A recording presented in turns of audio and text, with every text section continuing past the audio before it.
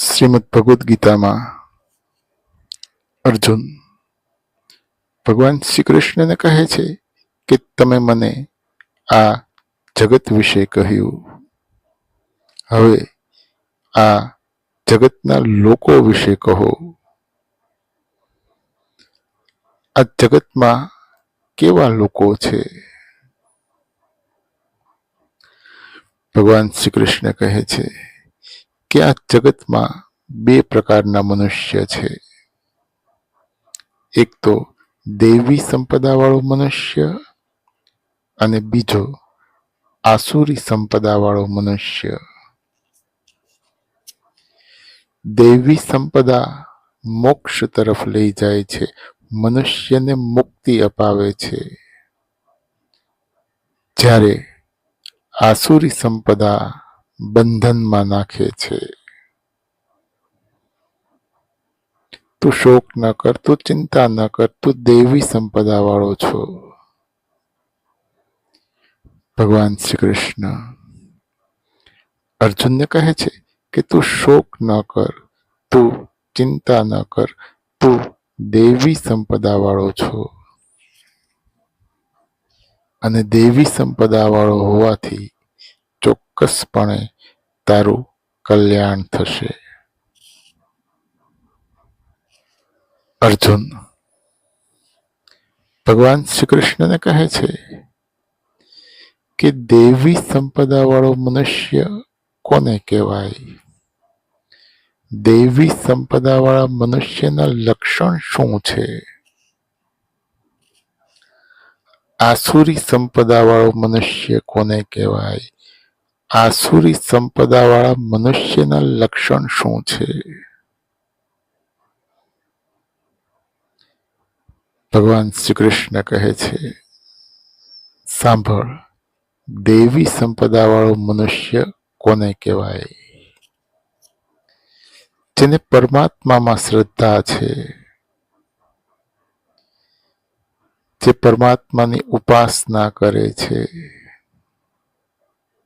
જેને દેવતાઓમાં શ્રદ્ધા છે, જે દેવતાઓનું પૂજન કરે છે,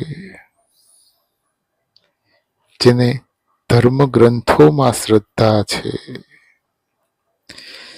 જે ધર્મ ગ્રંથોનો અભ્યાસ કરે છે,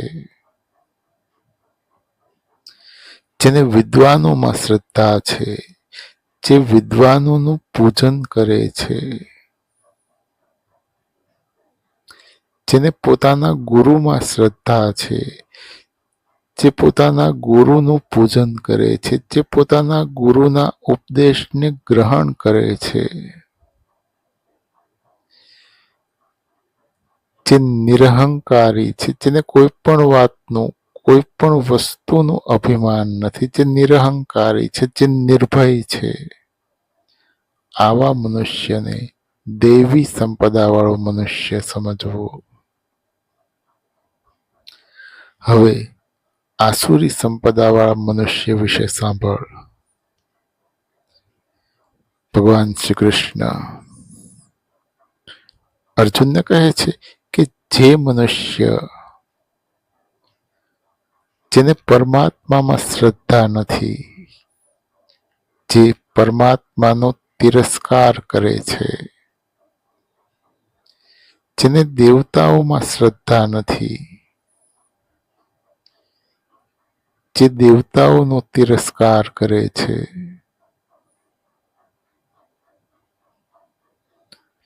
જેને ધર્મ ગ્રંથોમાં શ્રદ્ધા નથી, જે ધર્મ ગ્રંથોનો અભ્યાસ નથી કરતો, જેને વિદ્વાનોમાં શ્રદ્ધા નથી, જે વિદ્વાનોનો તિરસ્કાર કરે છે, જેને પોતાના ગુરુમાં શ્રદ્ધા નથી,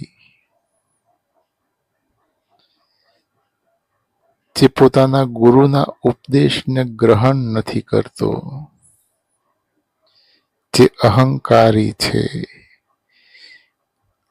આવા મનુષ્યને આસુરી સંપદા વાળો મનુષ્ય સમજવો. આવો મનુષ્ય બંધનમાં પડે છે. ફરી ભગવાન શ્રી કૃષ્ણ અર્જુનને કહે છે કે તું ચિંતા ન કર, તું શોક ન કર, તું દેવી સંપદા વાળો છો અને દેવી સંપદા વાળો હોવાથી ચોક્કસપણે તારું કલ્યાણ થશે.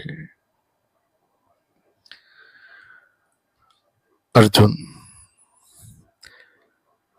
ભગવાન શ્રી કૃષ્ણને કહે છે કે તમે મને જગત વિશે કહ્યું, તમે મને આ જગતના લોકો વિશે કહ્યું, હવે તમે મને પ્રકૃતિ વિશે કહો. લોકોની પ્રકૃતિ કેવી હોય? મને પ્રકૃતિ વિશે જાણવાની ખૂબ ઈચ્છા છે. ભગવાન શ્રી કૃષ્ણ કહે છે કે મૂળ પ્રકૃતિના વિકારથી સત્વગુણ, રજોગુણ અને તમોગુણ એમ 3 ગુણો ઉત્પન્ન થાય છે, જેમાં સત્વગુણ શ્રેષ્ઠ છે. હવે સાંભળ, ભગવાન શ્રી કૃષ્ણ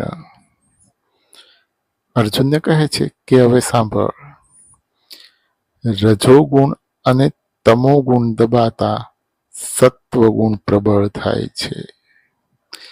જ્યારે મનુષ્યમાં રજોગુણ અને તમોગુણ દબાય છે ત્યારે સાત્વિક ગુણ પ્રબળ થાય છે અને જ્યારે મનુષ્યમાં સત્વગુણ પ્રબળ થાય છે, સાત્વિક ગુણ વધે છે, ત્યારે એવા મનુષ્યમાં જ્ઞાન વધે છે.